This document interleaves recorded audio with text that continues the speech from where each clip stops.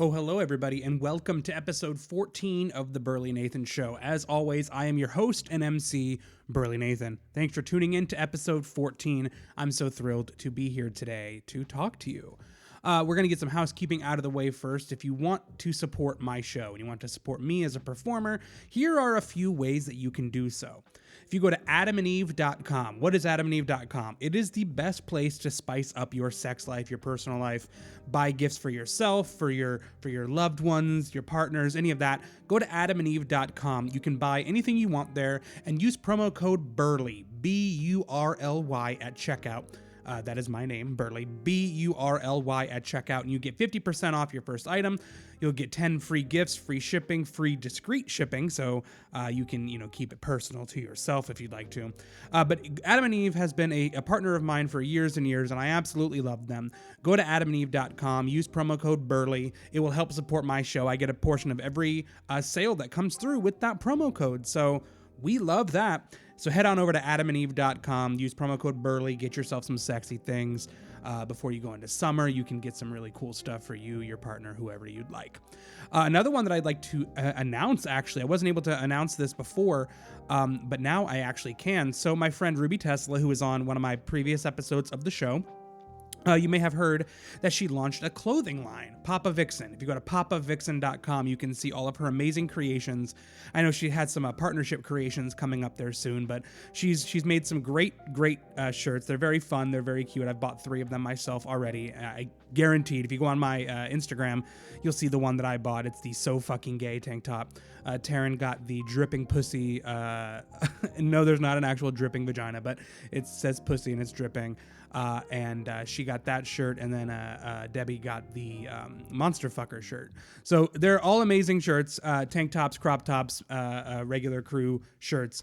Go on papavixen.com and get any of them. And if you use promo code Burley, you'll get 10% off. So go use promo code Burley, B-U-R-L-Y, at papavixen.com and get yourself some really cool shirts just in time for Pride. If you place your orders now, it is June 19th when I'm recording this, so I mean, it's getting close to the end of Pride Month, but every month is Pride Month, so go buy your shit. Go to papavixen.com, use promo code Burley, B-U-R-L-Y, and get some awesome shirts. Ruby Tesla is a great friend of mine, great friend of the show, has been an advocate in the burlesque community for a very long time, so go support her and get that today. All right, so let's see, what else is going on? So today is June 19th. I'm going to give some upcoming show dates that I have going on and just drop some of that. So if you happen to be listening around that time, I got some shows coming up where you can come see me live. I am so very, very excited. On Friday of this week, which is the 21st of June, I will be performing at Janice Live with St. Petersburg Pride. I'm so excited to be a part of this show. It's one of the biggest shows I've been invited to be a part of in the Pride community here in St. Pete. I'll be performing. I have a 5-minute set, so you can come and catch me. I'm at around the 8 o'clock hour. There's a lot of amazing performers that are going to be strutting their stuff. It's more of a variety style show. Last year was Adina Menzel, and that was great, but there was a few openers for her. But this year, it's a bunch of different performers from the area coming out and then opening up for Sasha Colby, the winner of RuPaul's Drag Race Season 15. So I'll be one of the many openers for that. I'm performing a fun set of songs that I've done before, and I'm doing a bit of a spin on. So come check it out. St. Petersburg Pride's Friday night concert, Friday the 21st of June of this year. Also, if you are in the Clearwater, Florida area or want to come visit this area, I have my birthday roast and live band burlesque show happening on Saturday, July 13th at Aspirations Winery. It's hosted by Poppy Bubbles, Jessica, a friend of the show. She was on the first episode of my show. It's a roast for me. It's my birthday party. So it's going to be a live band burlesque show. And now that I know the performers that will be in it, I can go ahead and announce them. Coming all the way from Tallahassee up north is the amazing Indy Sinclair, one of my favorite performers ever, is going to come and do an act. The Rogue River will be doing an act. Debbie Diablo will be doing an act. K2 Lemieux will be doing an act. We got so many amazing performers, or some that are telling me tentatively that they are going to show up, so you never know what might happen at the show. We got some incredible roasters, some singing. It'll be with my full live band. I will be getting roasted, but I would also have a piano in front of me the entire night. So it'll be a fun combination of things. Come on out, Aspirations Winery. The tickets are pay what you can. So you can buy them in advance. If you go to aspirationswinery.com/roast, you can get your tickets for that. That is Saturday, July 13th, 2024 at Aspirations Winery in Clearwater, Florida. So let's see, we've got those upcoming shows. You can also come and see me. And I'm very, very excited about this show that we're doing. About 13 or so years ago, Taryn and I produced the Tampa Bay, Florida, or I think even Florida premiere of a fun musical called Title of Show. And we have come full circle now where Taryn and I and our friend Jonathan, who did it with us during our original run, are doing it again for 8 o'clock theater over in Largo, August 9 through 18 at the Central Park Performing Arts Center in Largo, Florida through the 8 o'clock theater company. If you go to largoarts.com, you can look up Title of Show and you'll see the tickets there. We are doing a 2-week run from August 9 through 18. It's an amazing 4-person with musical with LaToya McCormick playing piano. It's going to be an incredible show. I'm very, very excited. We have had 5 rehearsals so far, and the show is coming together so smooth. It is chef's kiss. I love small cast shows. Any show that I've ever done that's been a small cast has been my favorite. So come on out, come see Title of Show, largoarts.com in the 2nd and 3rd week of August. Other than that, I am still working on getting a few more shows on my agenda. I just had a production meeting on Monday for a musical that I'm working on. I'm not going to announce it yet, but all I have to say is there are many horror movies with this name. It is a musical where there is some blood happening on stage, and that's all I'm going to say. I will announce a bit more of it later. I'll be music directing that, and we have a great cast already lined up for this show. It'll be happening in Clearwater at the middle of October into the first week of November. So coming up soon, I will actually be bringing on the production team for that show to come and talk about it. I will do a fun roundtable with some horror movie fans. So that will be a great musical that's happening. I will give more details on that very soon. But we had our first production meeting. We have such a great group of people that are putting the show together and such a great group of people on stage. It's going to be one of my favorite casts ever. So make sure to be tuning into my show and following me on all my social medias so you can see what we have going on. All right, so I've done my sponsor pushes. I've done my upcoming shows. I believe that is everything that I have. All right, folks, so now it's time for the interview portion of the show, and I'm very excited to bring on a good friend of mine, somebody who people have asked, when is she going to be on the show? And I'm like, well, now, episode 14. It's my good friend, Valerie Voss. How are you, my dear? Good, how are you? I am so good, and thank you for taking the time out of your evening, your busy schedule to sit and chat with little old me on the show. I'm so glad that you're here. No, I'm so happy to be here. I love talking to you. So for the people who are listening who do not know who you are, which I mean, seldom will find somebody who doesn't. Can you tell everybody who you are, what you do, and what you've got going on? Hey, I am Valerie Voss. I'm a burlesque performer in Orlando. I'm also a writer and a comedian. And that's my whole bit. I just perform all around Florida and travel the country a bit doing shows. I write shows and I direct shows and I direct the Rocky Horror Picture Show too, so that's fun. That's awesome. You do a lot of different things. And that's one thing that I've always liked about you is that you don't pigeonhole yourself into one thing. You do everything. And that's great. Like that's really cool. And it's good to have that sort of like diversity in the stuff that you do. When you first got into entertainment, what was your first thing? Growing up, I always wanted to be an actress. There was no other option for me. That was like when you asked me what I wanted to be when I grew up, that was just it. I just wanted to be an actress. And then I started in college and I didn't get a lot of acting opportunities in high school, but I started to get them in college. But also at the same time, I started to explore writing more and kind of had a knack for that. So when I moved to Orlando, I was still like, I'm gonna be an actress. That's what I'm gonna do. I got started with Rocky Horror because I thought that was going to be a good way to go into acting. And then due to circumstances, I kind of just got thrown into directing and I found that I really liked that. So I just started kind of racking up all these things and enjoying them. So I just found a way to keep juggling them. That's awesome. So when you say Rocky Horror, do you mean is like the Shadowcast style shows or like the live full-on performances? Yes. Shadowcast style show, which then led me to start doing drag, which is how I started as Valerie Voss, actually, back in 2017. Nice. I started Valerie Voss as a drag queen from doing Rocky Horror, and then that transitioned into wanting to do burlesque. And That's cool. So when you, because it's interesting is when I speak to a lot of people who got into burlesque in this last decade, a lot of them say it was an accident or I got into it because I saw a friend do it. What made you go, ooh, burlesque? That looks like fun. at the time, so I started going to a lot of queer bars here in Orlando in 2016. So I would go to Pulse and I would go to Southern Nights. And I would go to Orlando Drag Race Live, which was a local drag competition that I had a friend competing in at the time, but there was a AFAB queen on the judges panel, Venus Envy, and then there was an AFAB queen who was competing, but she was also a burlesque performer, Pistol Mercy. And I was just captivated by the idea that someone that was assigned female at birth could do drag. So that's kind of what led me into it. And then keeping up with Pistol and seeing her burlesque journey. She's Obviously, I great. knew about burlesque. Like, I had seen burlesque growing up and was interested in it, but it never seemed accessible to me. And I think just a lot of the girls in Orlando at the time really made it seem like, hey, anyone can do this, and made it seem like a really welcoming scene. So Right. I mean, Orlando has a really it was great. good burlesque scene. I mean, obviously we have tons of friends that do it. When it comes to like you branching out doing it, where else have you performed? I started performing in Orlando, did the convention circuit for a little bit. I'm actually not a convention person. I don't particularly love cosplaying.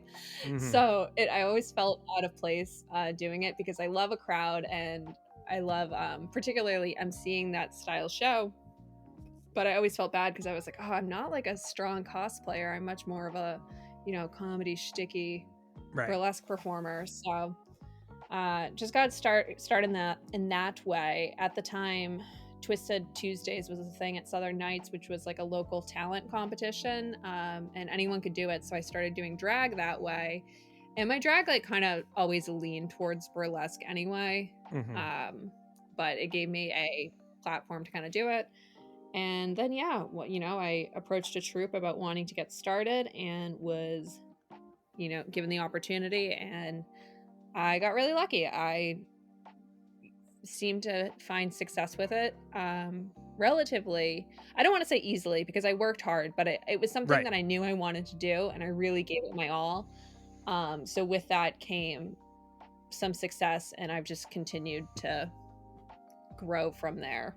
That's awesome. And I mean, there's a lot of obviously do's and don'ts when you get into this business and starting up. If you could, let's just say we have some people who are listening who are kind of like you, who are they were maybe in entertainment, they are taking a look at burlesque and whatnot. What are some like words of wisdom that you would give an up and coming performer when it comes to doing it the right way, starting off and getting your feet wet in this business? What is something that you would say to them? It's funny because I don't think I necessarily did it the right way. So there, like, what I wish I had gone back and done more, and like, you can still do this. Everyone should do this. I don't care if you've been performing for a year. I don't care if you've been performing for 10 years. Take classes, work on your craft, stretch. Oh my God, for the love of God, please stretch. um, Right. Yup. and work on conditioning your body, because it is physical. No matter, like, I wouldn't consider myself the most classically trained dancer, but I'm still, your body goes through it, and Hmm. you can always learn, you can always be better. And yeah, just really take classes. There's so many out there. And I think COVID, as much as, COVID hurt the industry, it really changed the industry and made it more accessible, because people started doing classes on Patreon, Right. posting classes online. Like, there's so much. I think you see the rhinestones and you see the expensive costumes, and it can seem intimidating, but Hmm. nobody starts like that. You know, Right. you you build and you grow and you learn, and as long as you're going into it with a sponge of a mind and you're willing to work hard and learn and put the work in, you can grow. Right. And I think a lot of performers may sometimes get discouraged because, when they start off, and since there is a lot of competition in this business. I mean, that's entertainment in general. When it comes to, now, this is actually a question because that I ask a lot of the people who are on this show because I just want to get your opinions on it, is rejection. Rejection is a thing that happens to all of us. How do you Mhm. handle that when maybe you don't get selected for a show or you get passed up? Like what is your methodology whenever that happens? I just as a person in general, I tend to see things very black and white, and Mhm. which isn't I don't think it's necessarily a bad thing, especially when it comes to rejection, because to me, I'm constantly just like that's part of the industry. Mhm. I think that theater background really leads into that, where you're taught so young. If you like, as long as you've been doing theater, you're always taught that rejection is part of the game. Like that is what it is. What it is. I think it helps. I think it helps too to talk about rejection. You put in for shows, and it's you. Not everyone's gonna get it, but it's it's an opportunity to grow and to learn. And as long as you continue to like handle rejection with grace, I think you're growing as a person and as a performer. Right. I mean, just because you get a no now doesn't mean it's a no forever. It's just a not now, and that's okay. Like there's Absolutely. been troops and places that I've submitted to in the past where I didn't get it one, two, three times, but on that fourth time, they're like, okay, we've got a show for you now.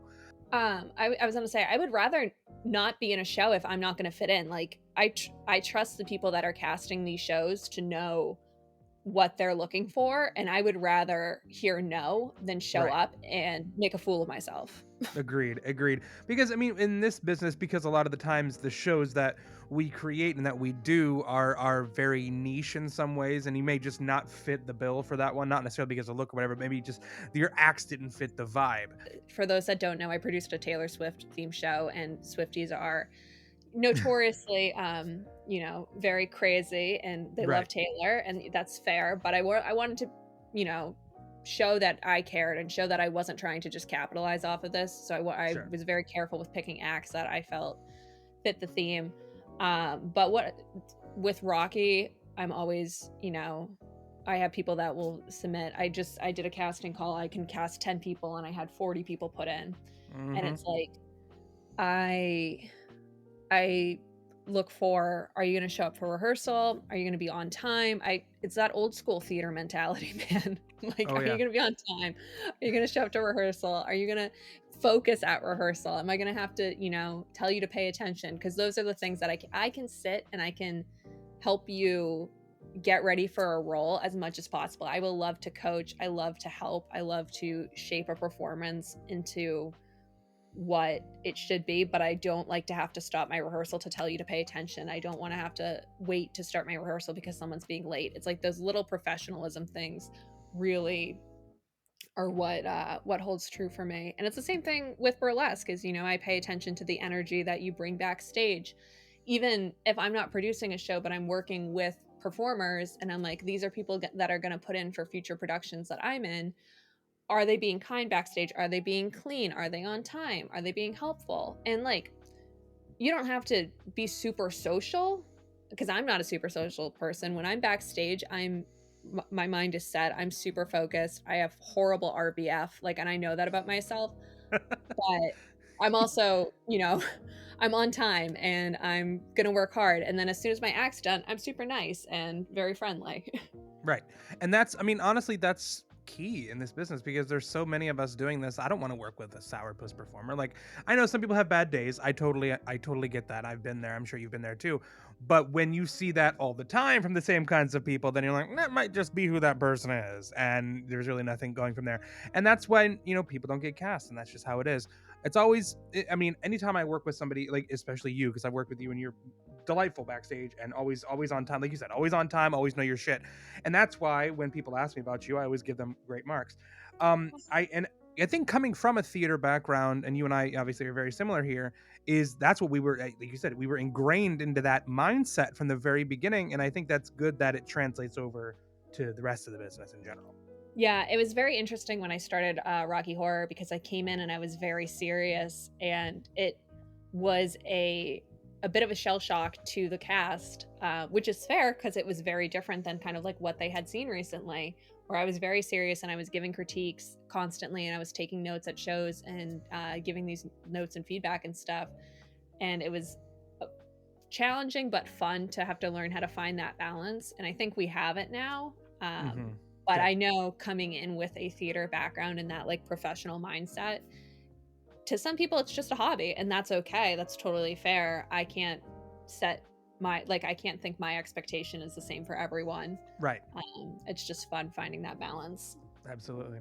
All right, so I have some rapid fire-ish questions that I Yes. ask some of my guests and that I want to jump in with you. Now, this is more on the burlesque and theater side. So I'm Okay. just gonna go, and if a question is wonky, we can come back to it. There's a couple questions in here that people sometimes have to think about, but I'll throw it at you. And I know, and I mean, you're hilarious. I've seen you in a lot of different types of acts. Some of my first exposures to Orlando burlesque was some of the shows that you were in.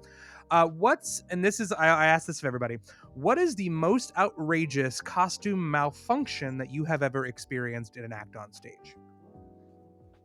I was doing an Austin Powers act, and my little his little neck piece thing that he wears, I can't think of the name, got stuck and I couldn't get it off, and it was like choking me because every time I tried to undo it, it would get tighter.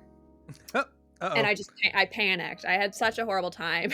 But now over a year later I can laugh and be like, how silly to get stuck in your Austin Powers costume.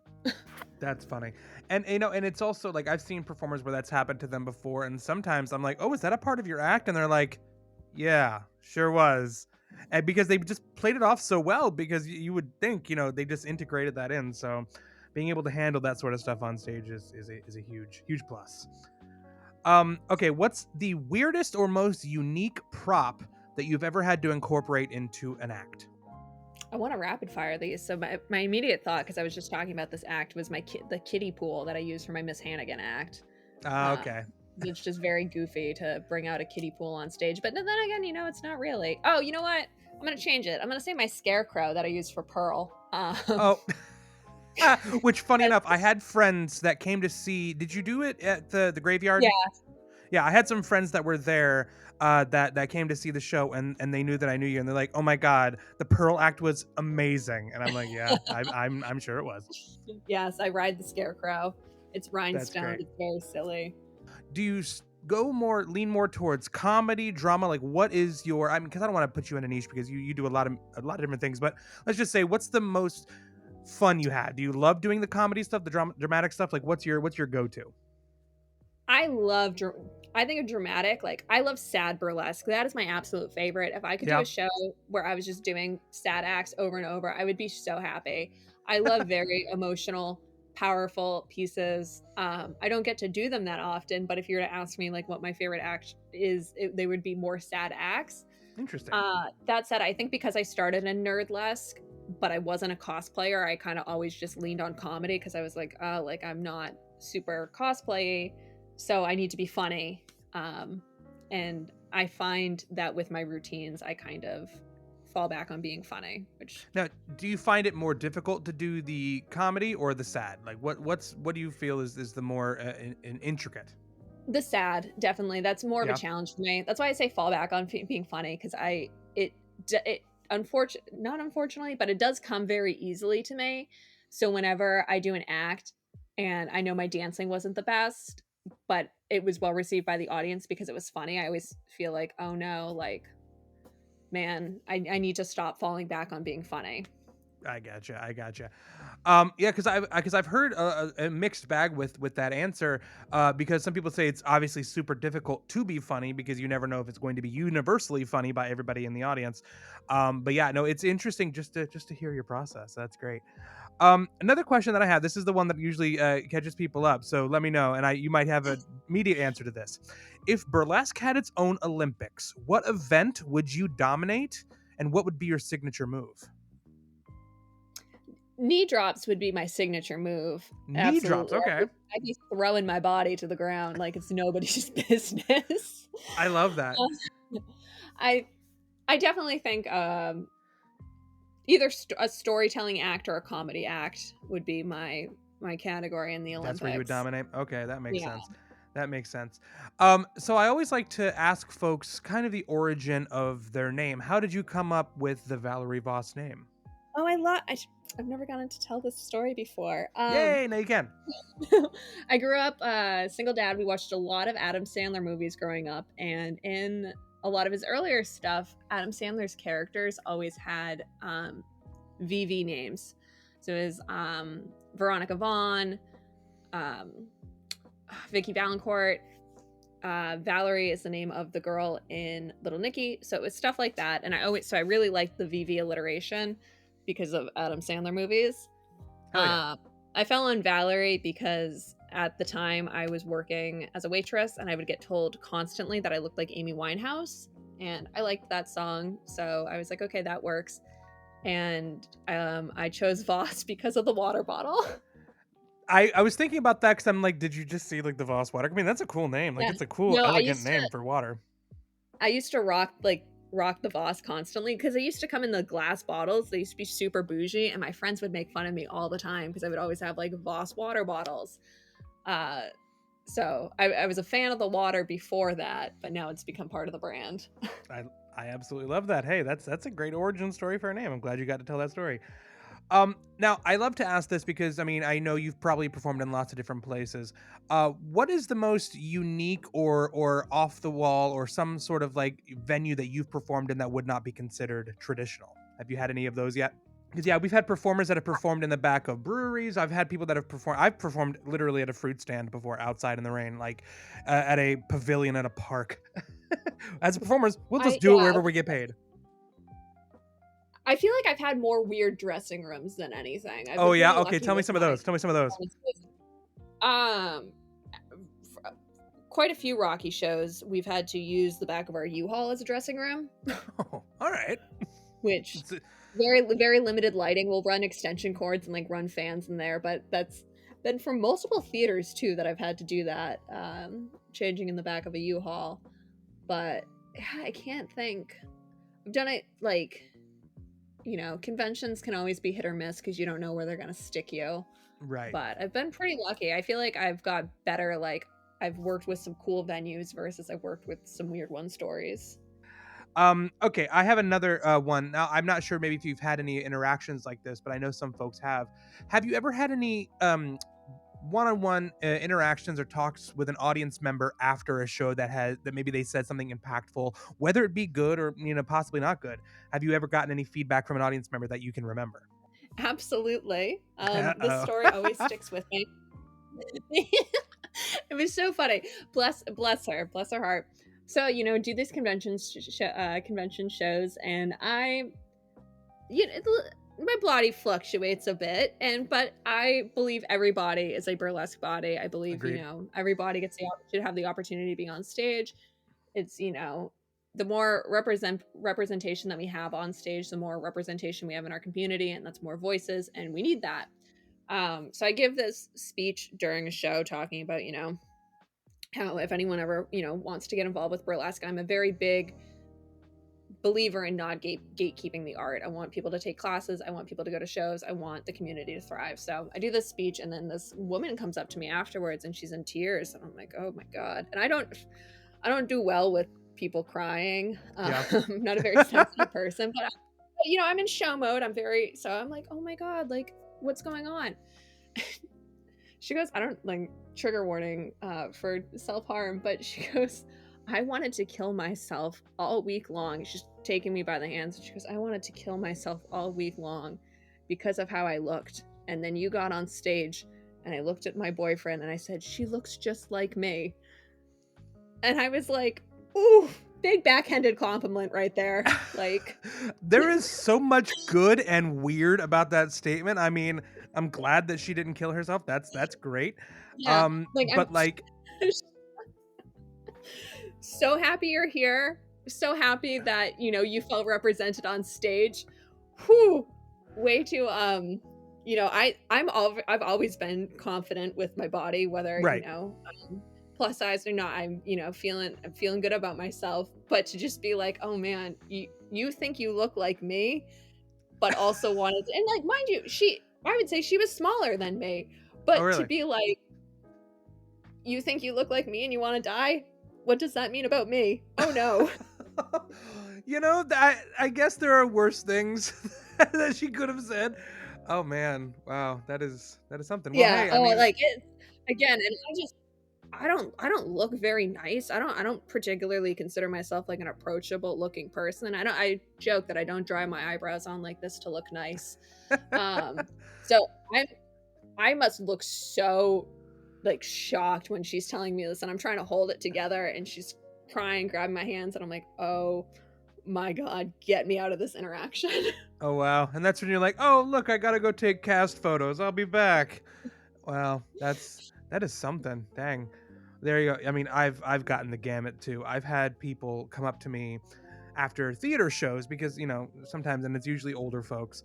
And I had somebody who came up to me after a production. I can't remember what show it was. It was a musical, and she grabs me by the stomach and she goes, "Is that all you in there?" And I'm like, "Yeah, like yes, it is."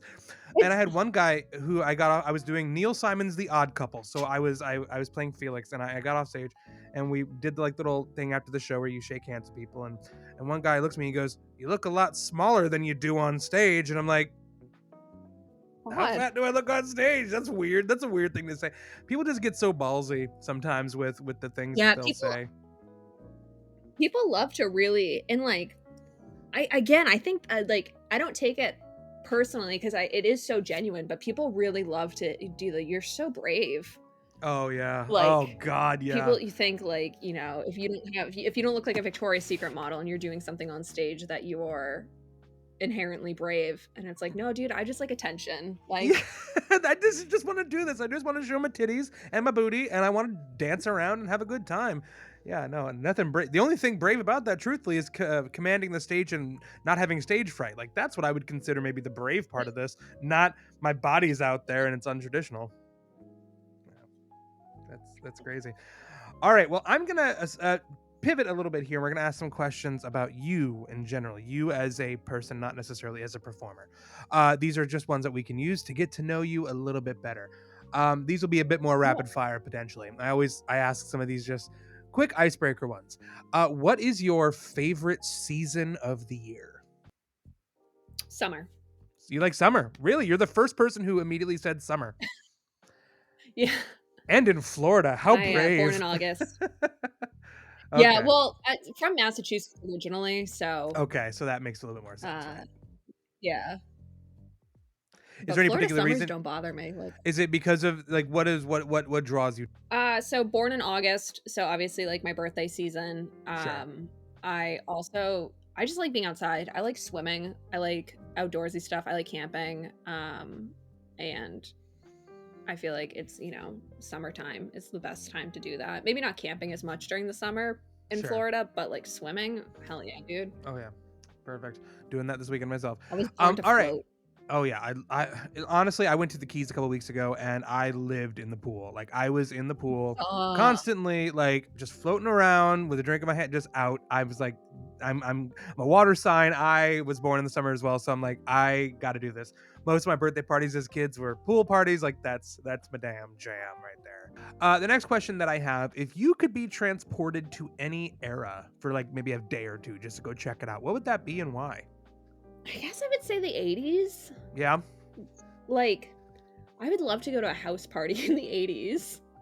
Like, I want to go to a house party in the that'd be 80s, so and then I fun. want to go to, like, a club in New York in the 80s.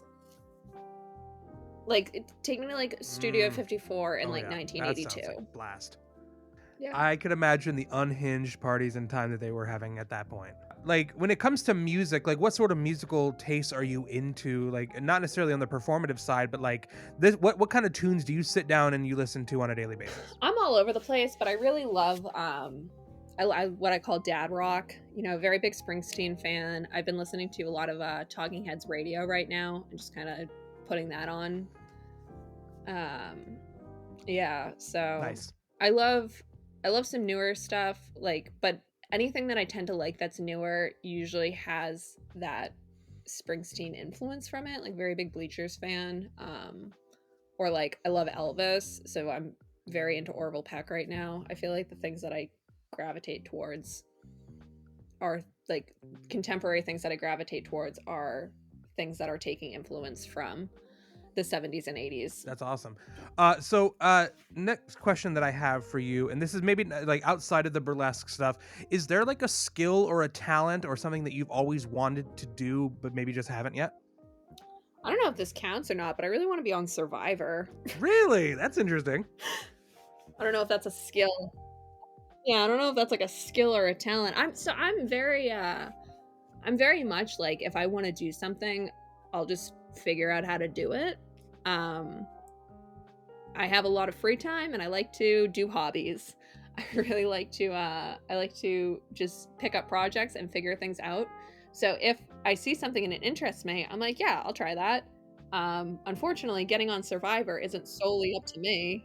So the next question that I have for you is one that I like to ask everybody too, because when you're in this business, mental health is big, and the potential for burnout and just getting tired. What do you do to prioritize yourself and self care as a very busy in demand performer?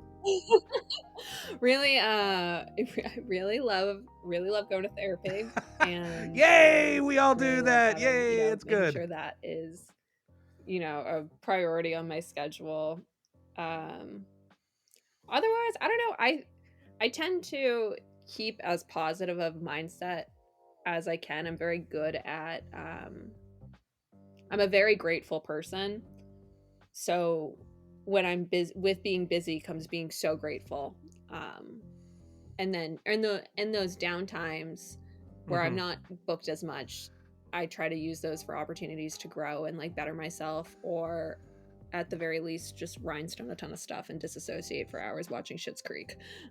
I can see you doing that, and it makes total sense. And sometimes you just have to have that quiet personal time where you just devote your time to getting something maybe even meticulous done, and then just clears the brain. Like, that's good on you for that. Yeah. It's Now I have another one here. So, what can you share a time? And if this is too vulnerable, just let me know. But can you share a time where you had to maybe like stand up for what you believe in, stand up for your morals when it might have been a tough thing to do? a big part of the Rich Weirdos is we are an inclusive cast. The idea was that anyone deserves to be up on that stage. If anyone can wear the heels, anyone can put the pearls on and be frank. As long as you put the work in, this is a cast for everyone, which has brought so many incredible cast members and cast members of all different abilities, and it's great. I love it. It's a super cool thing to be a part of, and it's a very special thing that I take pride in. And I have worked with theaters in the past that will make comments on our cast and certain performers because they don't necessarily fit the aesthetic of what they think that character should be. And I've put my foot down and I've said, hey, like, if I respect your artistic vision, but this is mine, and this is what you get with the cast. And I think, and I've severed relationships with venues because of that, because it's something that I'm willing to stand by, that, you know, the Rich Weirdo stage is a space for everyone. And yeah. Yeah, that's great. I love that, and I think these were it's a slow climb, but we're steadily getting there, where more body types, more types of people are being more accepted for these roles. And I hate when people get super butthurt, like that's not what that person looked like in the movie. Who cares? It's a fictional movie. It doesn't matter. It does not matter. We're all just Yeah, doing oh fiction. We're God. all just doing art. It doesn't need to be Right. exactly how you know it, right? And I think people are starting to become Mhm. more accepting of that, and more accepting of all different types of bodies and all different types of people, and that's a good thing, and people like you are leading the way on that, so it's very much appreciated. Thank you. So for my followers, or since we're getting a little bit close to the end of the time here, for my followers who maybe don't know you and do not follow you, how can they go about doing so? So you can follow me on Instagram. My Instagram is Valerie Voss 4711. Um, and that is, yeah, that's just my Instagram. I have my link tree in there, and you can follow me on all the other sites and all that stuff. Cool. But Instagram's the best way to reach me, and I, you know, post on there pretty frequently. Hopefully, we'll have some show announcements coming up on there soon.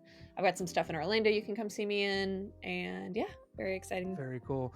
Well, I'm so glad that you were here. I know you and I've gotten to work together a few times, and you were in the murder mystery we did back Yeah. last year. And I'm seeing all the Yes. memories on Facebook popping up for it, and we had such a good time. And we'll be coming back to it eventually in the rewrites. But I was glad to Please. work with you on that. You were so funny. One of my favorite improvs in the show, and you were amazing. And I'm very excited for the future and to be able to see you. And I know you're going to be doing some projects soon that I hope people go and see. So make sure to follow Valerie on Instagram and see all of their upcoming shows. And it was so nice to have you here and chatting with me tonight. I'm so excited. Thank you. I hope everyone likes this and Oh had yeah. fun. Thank you Yes, for please having go me. follow Valerie. Whenever people ask me, and like I said, because people know that we're friends, anytime that people have seen you in shows, I will end up getting messages from afterwards like, "Oh my God, you were right. She's great." I'm like, "I know. Just fucking listen to me." I gas people up when I truly believe that they're great, and you're one of the people that I always will do that for, and I appreciate Oh you. my God. I appreciate it. Thank you so much. I feel like I'm the same way. Like if I gas someone up, it's so genuine. Yeah. Like, because I don't want it to ever seem opportunistic. Like if I'm gassing someone up, it's because like I love you and I believe Right. in what you're doing and I feel the same way about you and like everything you do. I'm just always excited I appreciate you. to see I you appreciate you, working. my dear. All right, well, you have Yeah, yourself a great rest of the night. And anytime you have anything going on, I'll always share and always push. So we'll get you back on the show again of soon. course. Yes, please. I appreciate you. I love you. Have a great night. All right, well, you heard it right here, Valerie Voss. Thank you again, Valerie, for being here. Had such a great time chatting with you, and I cannot wait to come see you in some shows over in Orlando and beyond in the very, very near future. All right, folks, well, we have reached the end of the show. I'm going to start making the shows a little bit shorter. I'm going to try something out, make shows less than maybe 45 minutes or so just to tidy everything up and keep it concise and not blab as much. I want to give another shout out to my sponsors, adamandeve.com. Head on over to adamandeve.com. Use promo code BURLY, BURLY at checkout. You get 50% off, 10 free gifts, free shipping, all the amazing things. Go buy some stuff for your favorite person. Hopefully that favorite person is somebody who would accept a gift like that from Adam and Eve because they're sexy items. They're sexy things there. You could also, get gifts for a bachelor party, bachelorette party. You can get gifts for yourself. Do that. Use promo code BURLY, BURLY at checkout. Also, be sure to head on over to papavixen.com, owned by the amazing Ruby Tesla. I got some great shirts from her recently, and I'm thrilled that there's more designs that have been coming out that I absolutely want to jump on. If you use promo code BURLY, BURLY at checkout there, you'll get 10% off. And I think you might get free shipping, not sure, but anyway, at least 10% off. Use promo code BURLY and let Ruby know that Burly Nathan sent you. We have some great guests coming up on our future shows, so stay tuned to all of my social medias at Burly Nathan on Instagram, TikTok, anywhere you can find me. I promise you the Burly Nathan name will direct you to me and to this show and what I have going on. Today is Thursday, June 20th. I recorded this show yesterday and today, so we're getting close. Tomorrow, I'll be performing at Janice Live for St. Pete Pride. I can't wait to talk about that next week. I'm very excited to see how that show is going to go. It'll be one of the biggest audiences I've ever performed for in the Pride circuit, so cannot wait. They said to expect about 2,000 people, so that's exciting. I get to sing for that many people. It's going to be fun. And if you are listening to the show because you saw me at that show, then, well, this is a weird moment here for all of us. This is hello. Nice to meet you. All right, folks. Well, this has been Burly Nathan. Thank you all so much for listening to episode 14. And once again, be sure to like, comment, subscribe, and leave a review. Let me know what you think about the show. Follow me on all the socials, and we will see you next time on The Burly Nathan Show.